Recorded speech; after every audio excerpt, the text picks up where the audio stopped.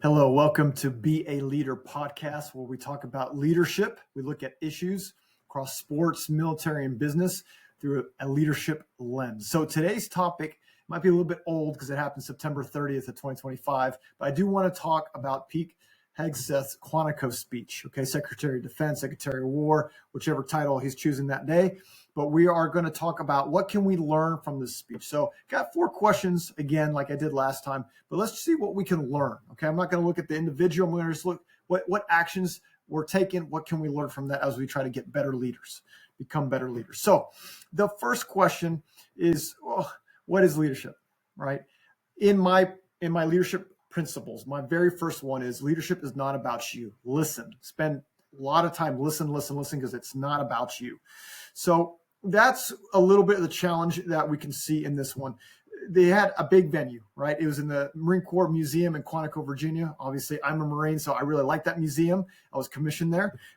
It was a spectacle, a lot of stuff going on. It was in person. There was some language used like Liberation Day. So there was a lot going on there.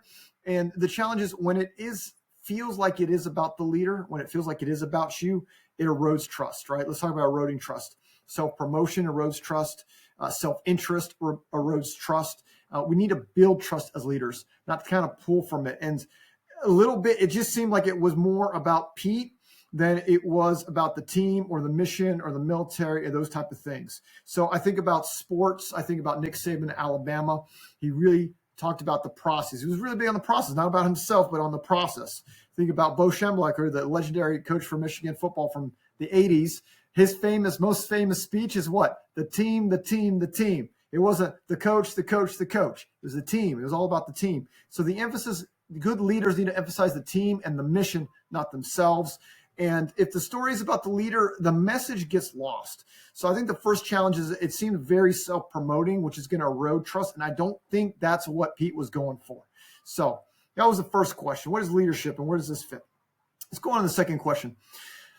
How should leaders share information? I think that's something that really made this thing interesting. I mean, we've all been to meetings where we sat for a whole hour and we're listening to these things and we think, you should have just sent an email.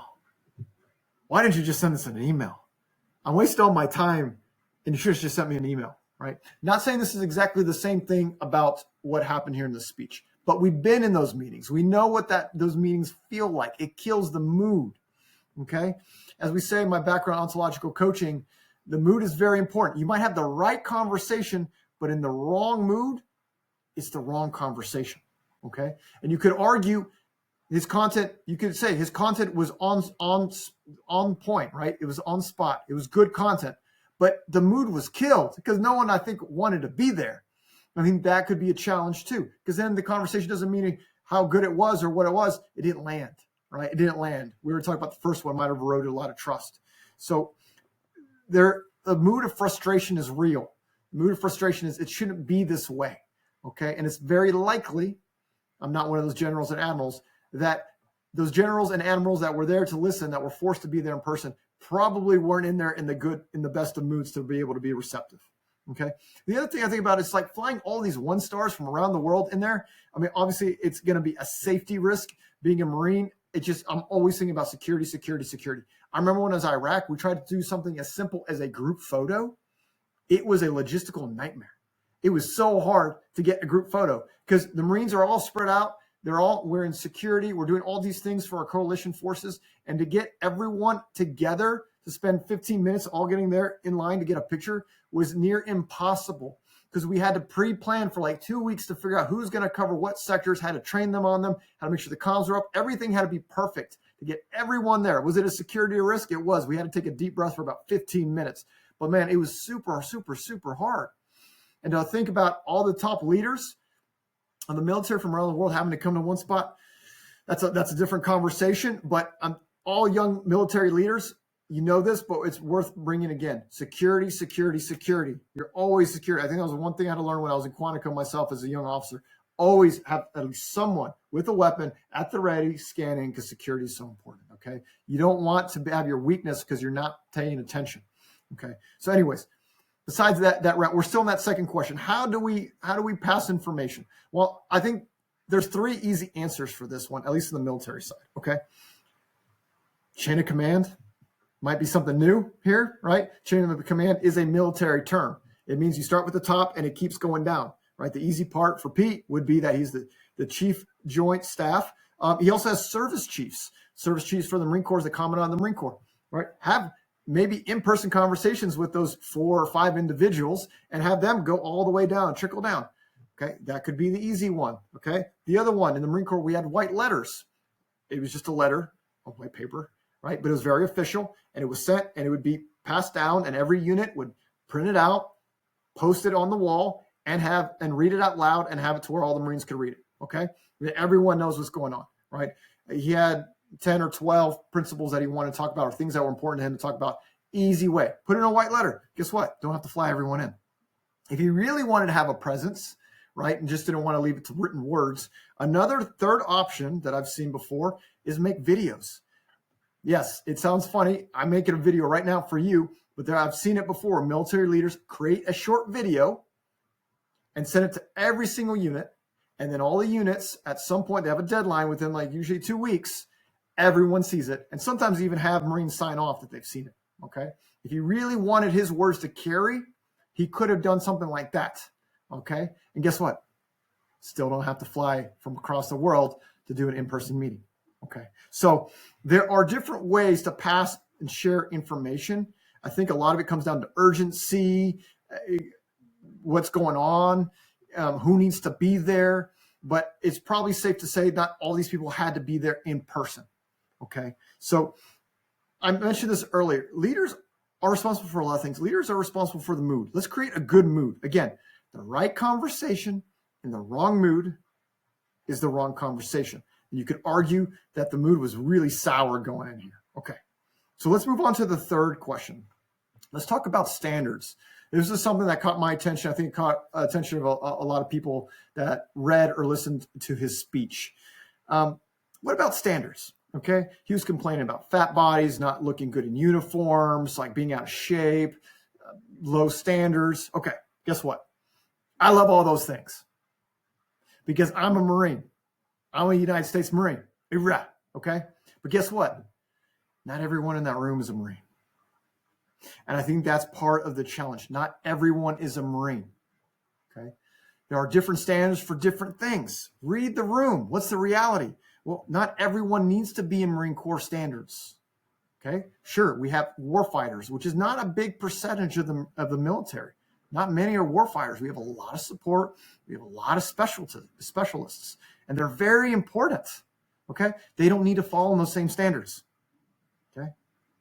You got the weirdos like me that wanted to have a lot of pride, want to wear some dress blues and yell "oorah" and yut whatever, right? Freeze in the winter and suffer in the summer and just suffer, right? In pride. But most people don't want that.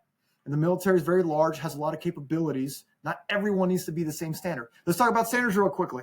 Okay. 3 questions for leaders when it comes to behavior. Okay. First one, are there written, agreed standards? If you go in the Marine Corps, you know what they are. You know what the physical fitness test is. You know what the combat fitness test is. 2 things that Pete was talking about. We already do it in the Marine Corps. Okay. But that's the Marine Corps. We know, we agreed to them. Okay. So that's the first one. Do you have written standards that are agreed upon? All right. The second one, do you enforce the standards? Do you enforce the standards? Assuming you have standards, do you enforce the standards? I would argue that all those generals and admirals, as much as Pete was complaining about maybe what they look like, were within the standards of their specific units. Okay. And even if they were barely making tape means when you get the tape measure and get it around, barely making tape, I bet you them trousers and them belts are really tight to suck it all in to make that work as they try to lose a pound or 2. Okay. Because I've seen it happen. They really try to make those to fit those standards. Okay. It's part of the embodiment of the military. So I would probably say they are enforcing the standards. Okay. And that leads to the third point here. If you don't like the behavior, change the structure. Okay. Whatever structure you have, that's where the behavior acts upon, whatever's in here. If you don't have a structure, then it's free flow. If you have a structure, behavior's in here. If you don't like the behavior, change the structure. In other words, in this case, change the standards. All right. But again, I already mentioned it. Not everyone needs the same standards. Not everyone needs to be a Marine. Okay. So if he doesn't like it, he's complaining about behaviors, and he's also complaining about standards, but he's not really doing anything about it. At least that's the way I read it. Okay. So we're kind of talking about it. It seems very out of scope. I think the key point here is leaders are responsible for the structure, and they're responsible for the standards. Okay. And refining them when they need to be changed, and making sure they're enforced, and accountability. Okay. But just complaining about it to complain isn't going to be effective. Okay. So that leads to the last point here. And I said this last time with James Franklin. That'd probably be an ongoing question every time. Does Pete Hegseth have a coach? Okay. A coach is going to help you, again, see things you can't see. Going to help you grow in areas that you need growth on. Okay. If he has a coach, he needs another one. If he doesn't have a coach, he needs to get one. Okay. Because it just seems to be it just wasn't effective. I tell you, I think if he had a good coach, he would have had a sharper message. Okay. He would have known how to develop a good mood for this conversation or ongoing conversations. And he probably would have improved his method of delivery, also known as not flying in everyone in one spot. Great museum. Believe me, go visit it, but not necessary for this type of content. Okay. Good coaches aren't a cheerleader. They're going to challenge you. They're going to provoke you. They're going to push you, because you can only grow your unit, your company, whatever it is, can only grow as much as the leaders are also willing to grow. And I think there's a challenge there. So let's talk about takeaways. Let's wrap this up. Takeaways. So self-promotion is not leadership. We talked about that first point, the first question. Forcing a mood is not leadership. Okay. And complaining about standards is not leadership. Again, we're here to learn about this event.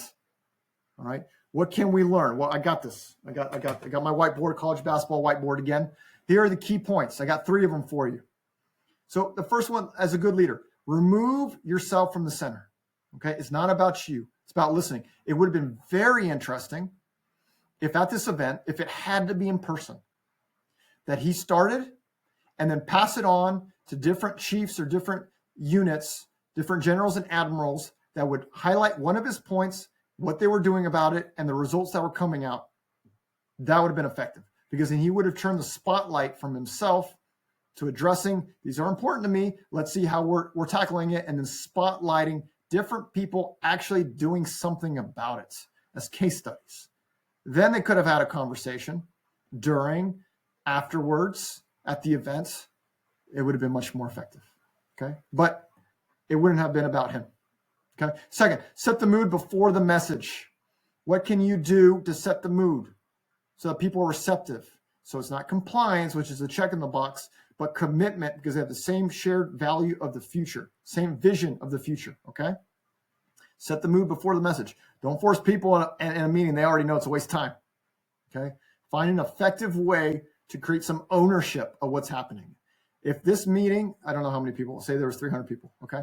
If this meeting was 301 with Pete or 302 with President Trump to make it look like it was important, you need all of them to believe in it. And if they all left and only 1 or 2 people still believed in what he said, then it did not touch. It did not hit the hearts. Okay. It won't be acted on. It would just be a check in the box, or just, I'll look at it later. How many times do we ask things from our team members and it doesn't get done, or it doesn't get done right? Okay. Because it becomes compliance. It's not commitment. They are not committed to the same shared vision of the future. Okay. Set the mood. That's the job of a leader. Sounds like, that's a lot of stuff for leaders. Yeah. Leaders are there to solve problems. They're there to lead people. They're there to get stuff done. It's a great position to be in. Embrace it. Okay. And then the last point here, create structures for desired behaviors. What are the behaviors you're looking for? Well, then create a structure that makes the desired behaviors easy and the undesirable behaviors hard. I do this all the time. College basketball, when I coached, it was simple. I was mimicking stuff we do in the Marine Corps.